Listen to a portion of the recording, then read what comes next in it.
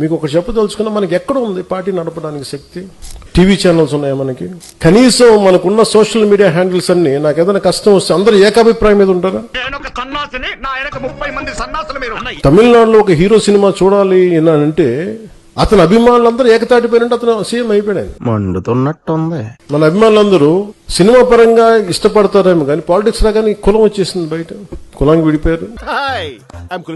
మీ వెనకబాటుతనం, మీ కోరికలు ఉన్నాయి కదా. ఎవడు మా కులం నుంచి ముఖ్యమంత్రి అవ్వలేదు, మీరు ఓటేయండి, అవి చూపిస్తాం. నా కులం ఉంది, నాకెక్కడ మతం ఉంది, నా కూతురు క్రిస్టియన్ అబ్బా. కాపు, తెలగ, ఒంటరి బలిజలకి చెప్తున్నా, మీరు ముందుకొస్తే తప్ప ఈ రాష్ట్రంలో మార్పు రాదు. కనీసం ఆంధ్ర భావన ఎలాగో లేదు, కనీసం కుల భావనను తెచ్చుకుని బాగు చేయండి రాష్ట్రం. ఏం చెప్పావురా? మరి ఇలాంటి వైరుధ్యమైన వాతావరణంలో ఎదిగి ఇక్కడ దాకా రావటమే, ఒక కొండరాయిని బద్దలు కొట్టుకొని ఒక మొక్క పెరిగి తెల్ల పెరుగు అంత కష్టం వచ్చింది.